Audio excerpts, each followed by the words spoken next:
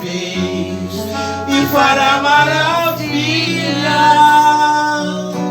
Cantai ao Senhor, cantai ao Senhor.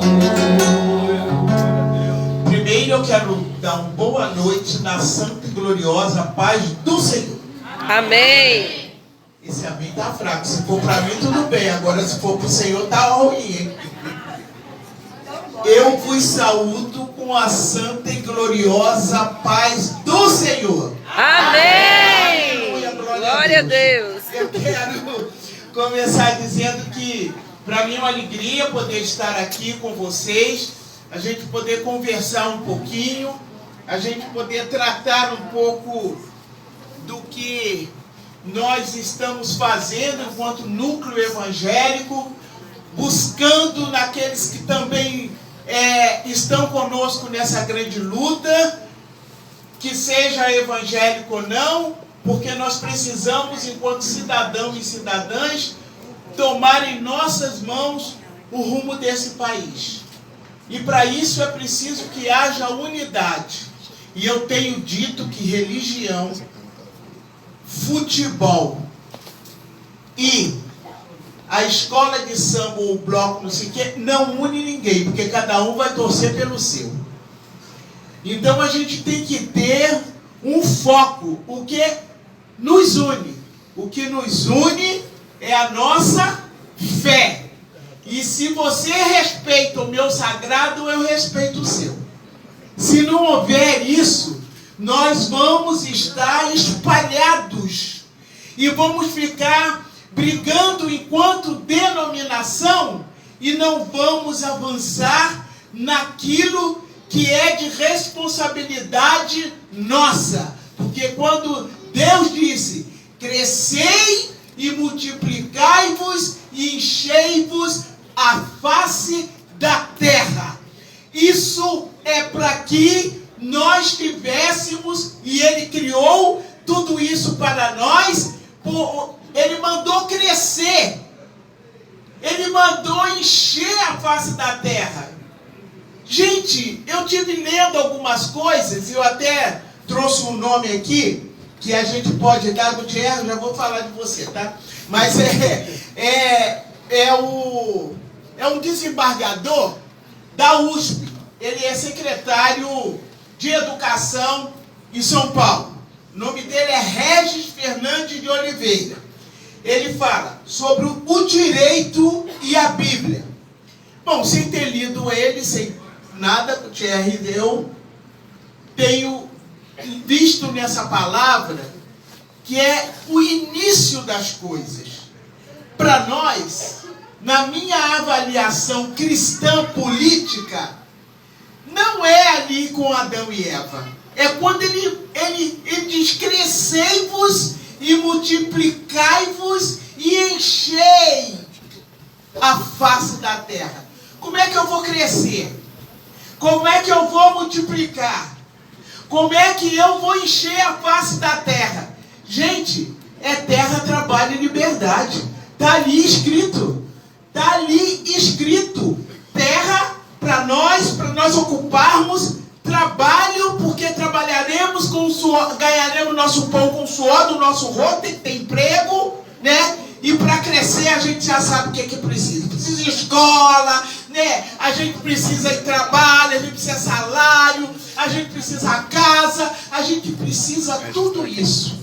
E às vezes nós não estamos despertos para o Evangelho e não entendemos as ordens e a autoridade dada por Deus a nós aqui, como diz o Pitanga, humanoides. Então é preciso que a gente esteja atento. E aí, né, Gutierrez, esse núcleo fantástico, maravilhoso, nosso presidente, entendeu de que nós precisávamos não só fortalecer o PT, porque não é só uma tarefa de fortalecer os evangélicos do PT, porque o SAM não precisa de médicos.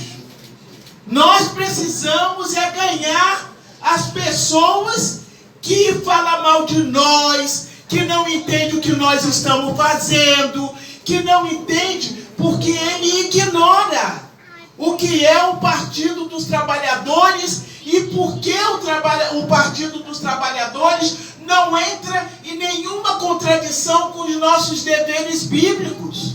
Por que não entra? Porque nós trabalhamos a organização dos trabalhadores.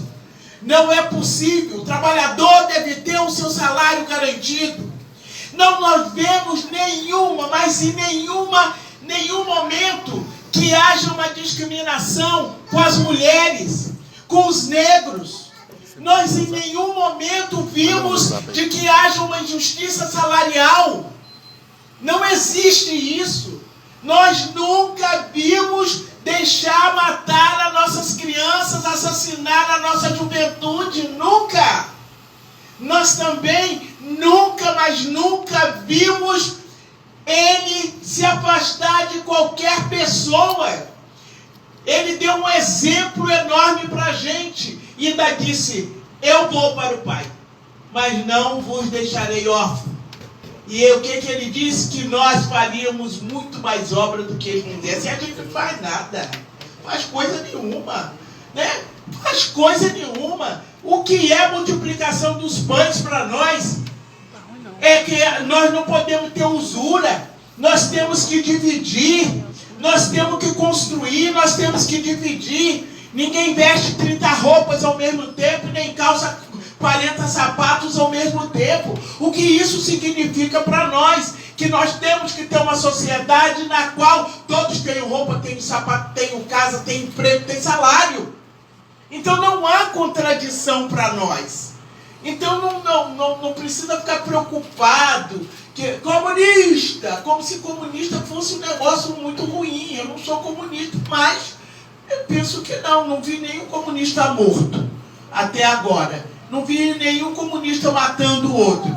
O que nós vimos, e que até a liberdade religiosa que está na Constituição brasileira, nós temos visto de que não foi feito por nós, nem católico, nem evangélico, nem candomblessista, nada disso.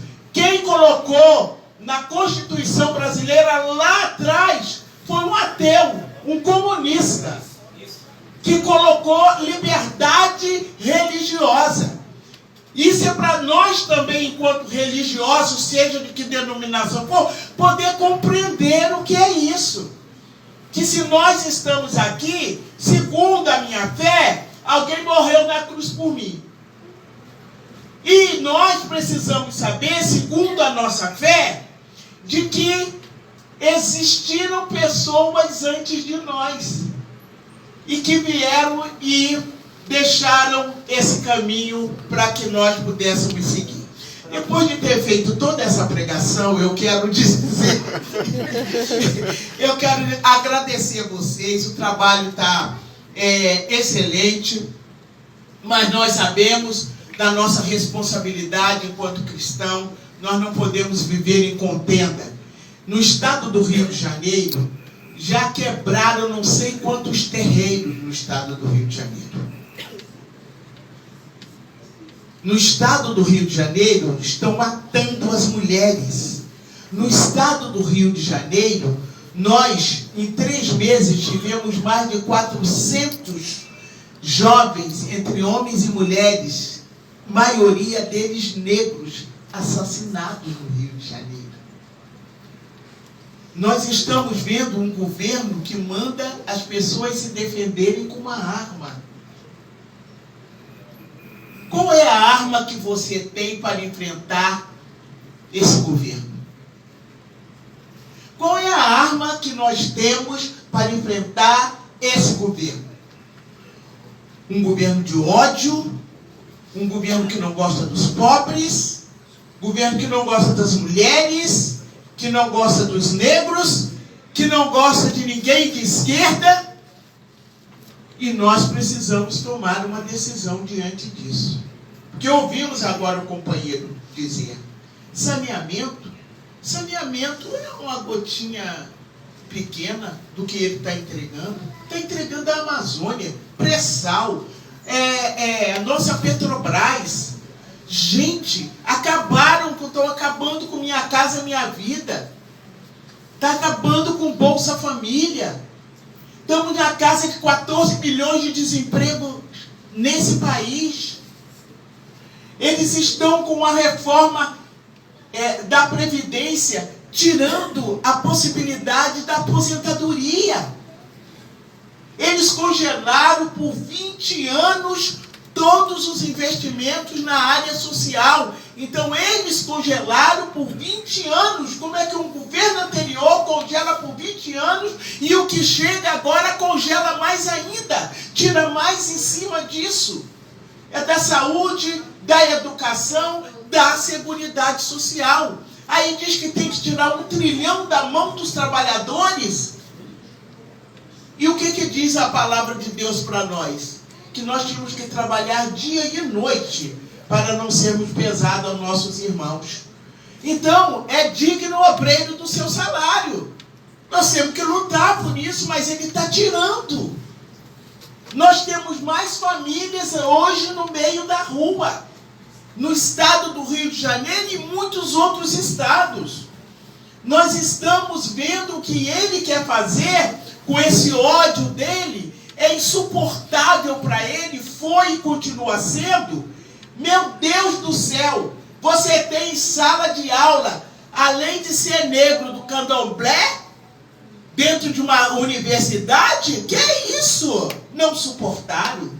Não suportaram ver uma negra, um negro, filho do trabalhador, da trabalhadora doméstica, na universidade. Não suportaram. Não suportaram ver as pessoas que trabalham e trabalham e trabalham e trabalham e não tinham os seus direitos como trabalhadoras domésticas regulamentados. Eles não suportaram. Se nós formos ver todas essas coisas, nós vamos entender por que nós precisamos estar nas ruas, estar nas greves, estar nos movimentos, seja estudantil, seja das mulheres, da comunidade quilombola, da comunidade indígena, que estão sendo massacrados, foram recebidos a bala de borracha lá em Brasília ontem.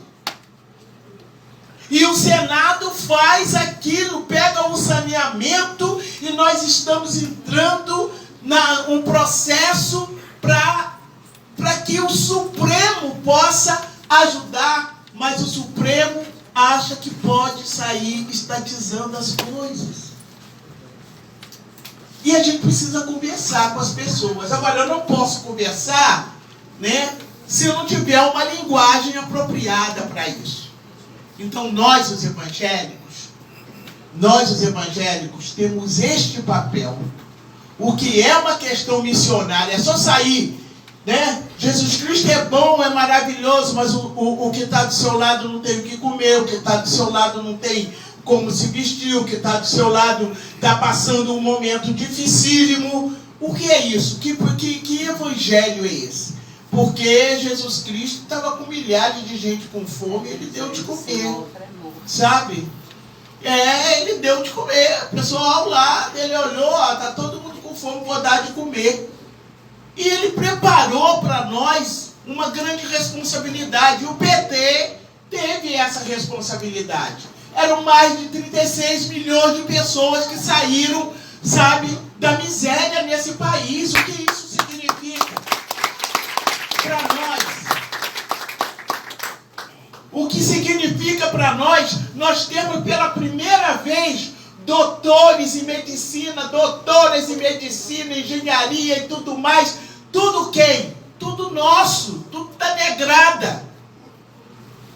O que é isso?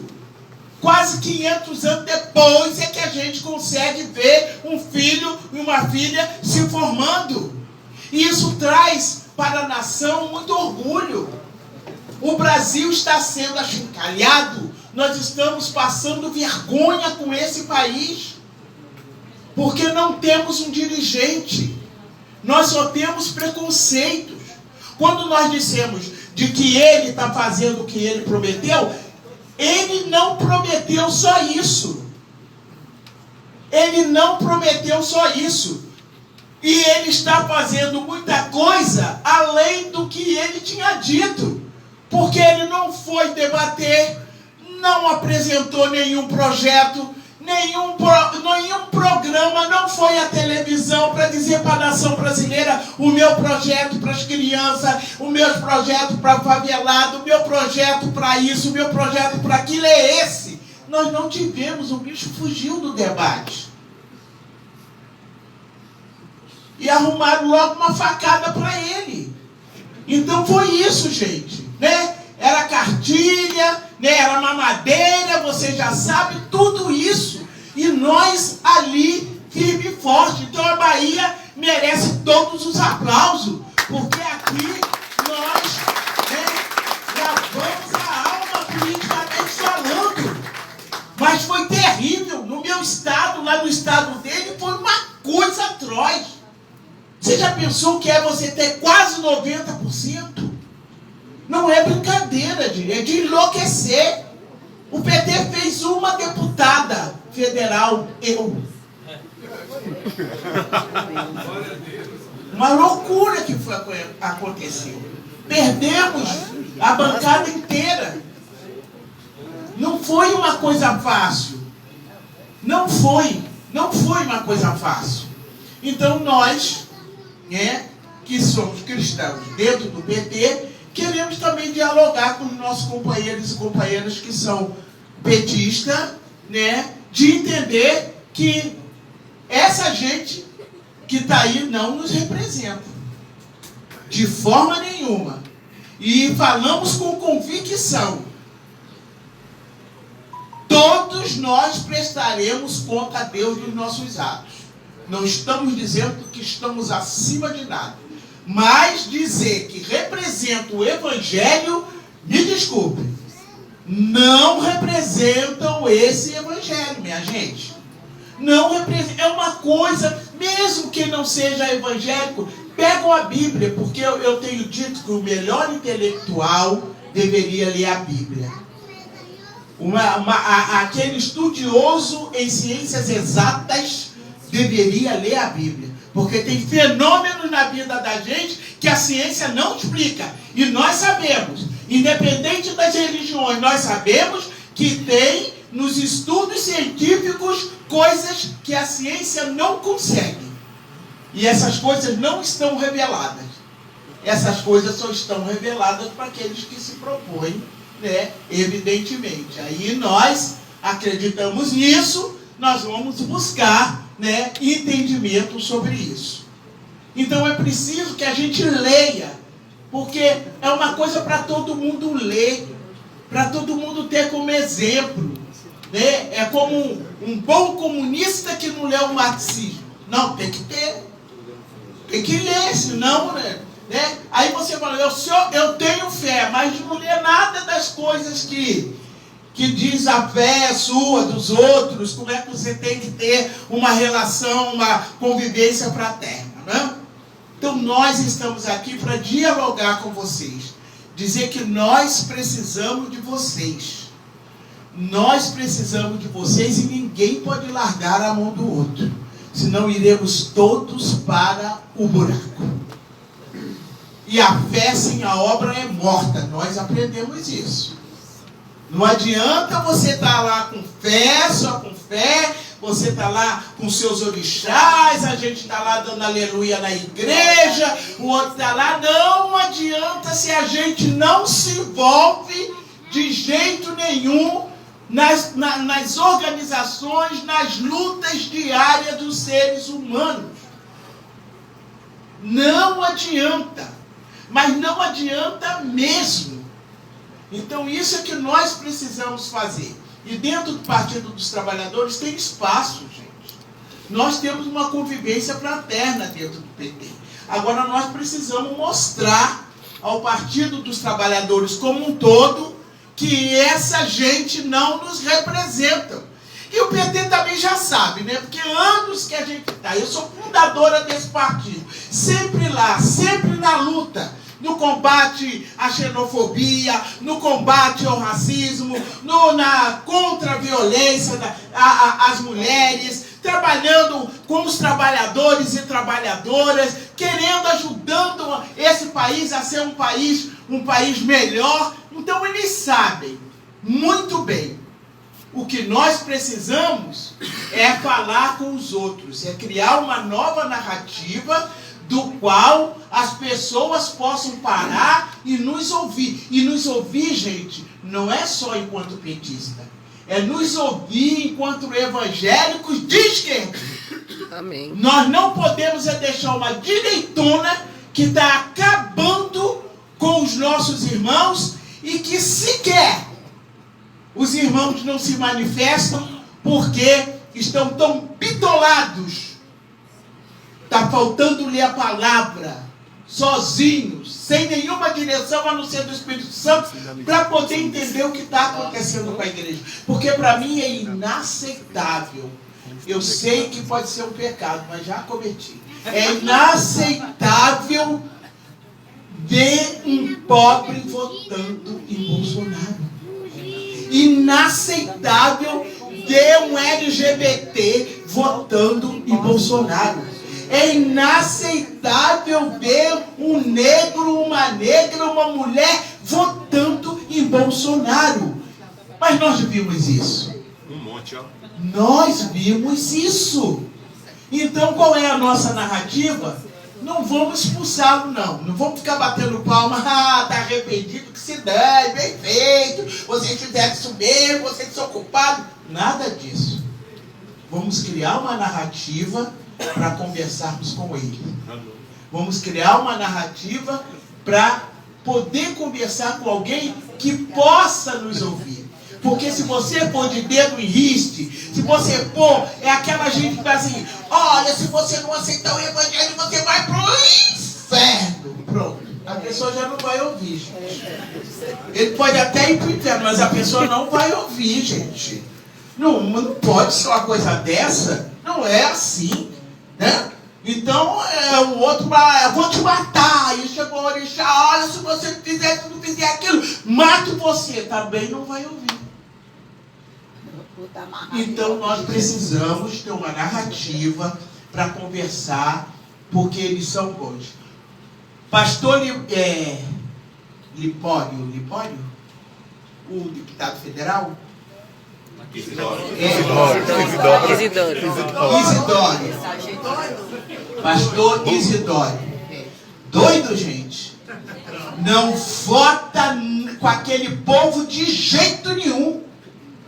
Fez o maior protesto lá naquela casa sobre as armas, contra as armas, se deitou lá, jogou toda aquela pintura vermelha e botou lá o revólver de metralhadora de plástico, revólver de plástico, deitou lá, ó, no chão fazendo o protesto dele. Ele se levanta lá e diz, olha, só um doido pode entender outro doido. Eu quero ir conversar com o Bolsonaro. Entende? Mas ele fala isso. E ele fica com aquela Bíblia na mão, ele não perde um minuto sequer para ter uma palavra com cada um.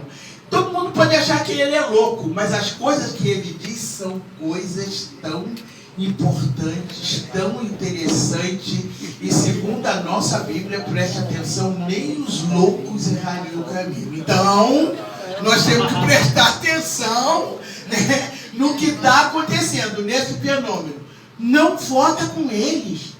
Ele passa da nossa bancada e fala assim, como é que a gente vota?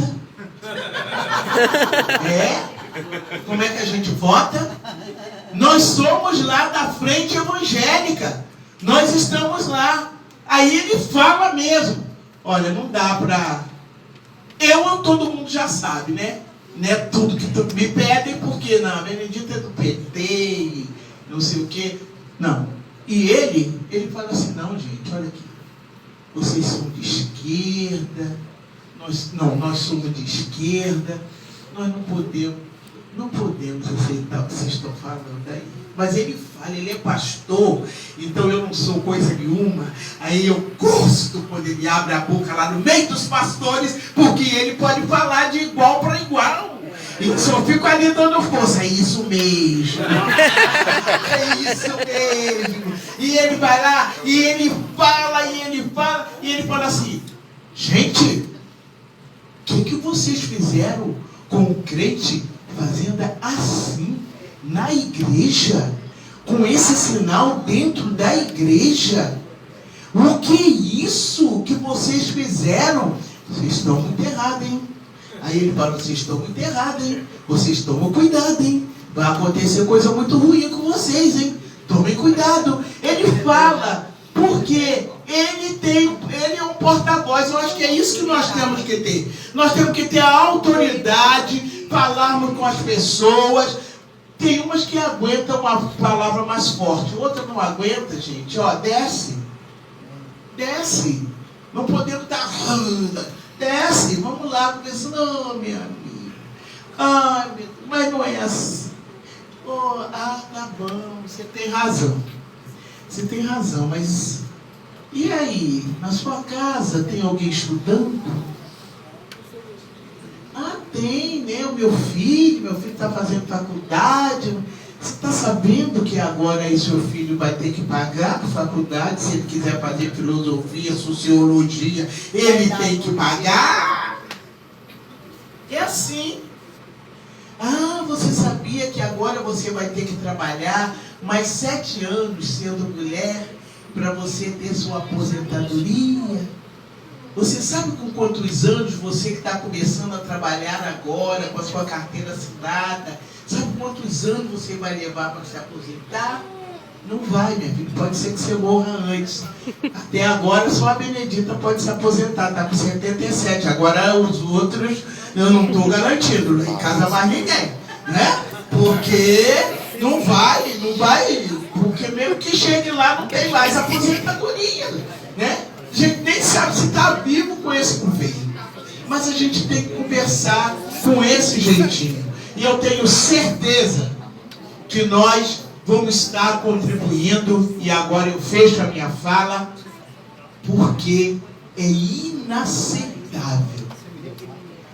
É de cortar o coração. É a maior injustiça. É o maior ferimento à democracia manter preso aquele que foi o melhor presidente desse país. E nós queremos o Lula livre, porque o Lula preso não há democracia. Não há democracia. O Lula é um homem iluminado. Nós temos que aceitar isso. Não é possível que o que ele está passando nesse exato momento não possa ter algo ali que o dê sustentação, porque eu já tinha morrido. Com toda franqueza. Suportar aquilo. Ele foi humilhado, ele foi espizinhado, ele está de cabeça erguida, minha gente. Só estão fazendo isso porque ele está lá. Todos nós sabemos que toda essa palhaçada que eles fizeram, impeachment da Dilma, foi para deixar as coisas bem ruins e para depois prenderem o Lula, para o Lula não voltar a ser presidente desse país. Calaram o Lula. Mas é tão significante o que ele fez e continua mesmo preso fazendo, que até hoje a gente olha para lá, para gente que gosta de fazer vigília, vai fazer uma vigília em Curitiba. Tem mais de 1 ano aquele povo não arreda o pé ali junto com o Lula. Ali junto com o Lula.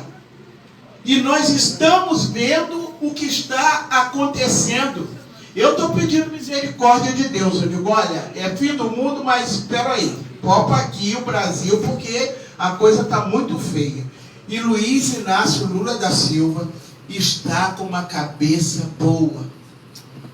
Nós precisamos divulgar as entrevistas do Lula. Porque a mídia, chamada grande mídia, não faz isso. Mas, gente, quantos milhares e milhões de pessoas têm uma coisa chamada celular? Então vamos aumentar aí a nossa divulgação, nossas informações.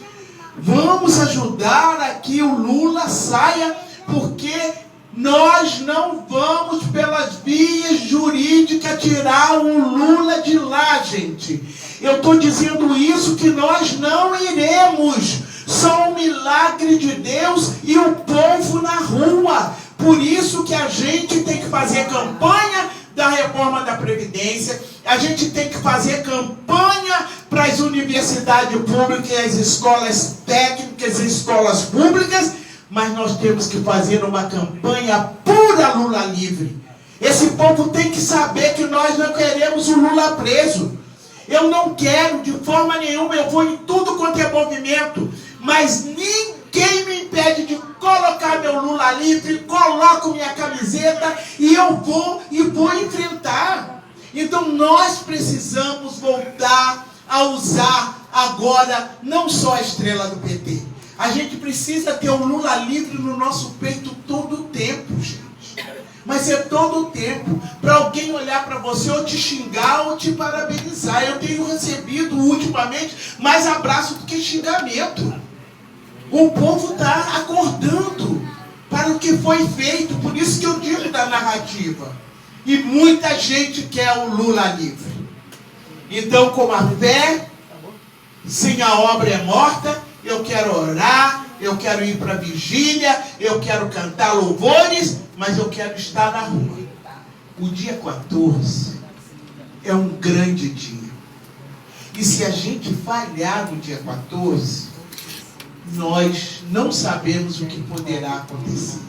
Eles querem, porque querem votar na semana que vem, começar essa maldita dessa reforma da Previdência. E a propaganda que eles estão fazendo, os fake news deles estão muito fortes. Mas muito forte mesmo. E já começa a contaminar algumas pessoas que já acham, eu acho que tem mesmo que fazer. Ele não sabe que o trilhão que estão tirando dele é o que estão botando nos bancos. É o que estão botando nas mãos dos banqueiros desse país. São bilhões que Bradesco, que Itaú, que todos eles estão devendo a Previdência. São bilhões. Dá mais do que 1 trilhão que ele quer tirar do assalariado. Então é muito importante o dia 14 para nós. E eu quero dizer que a Bahia continua no meu coração. Como eu sou da Bahia, da Guanabara, a gente somos todos filhos, irmãos, né? Ficamos todos juntos. Mas eu quero dizer para vocês, olha, parabéns, fiquem mesmo na resistência, porque vocês têm sido uma referência para a gente. A gente olha para a Bahia, é igual a única prefeitura que a gente tem lá no estado do Rio de Janeiro. A gente olha para Maricá e se anima. Onde está Maricá? Maricá bota para quebrar, a cidade está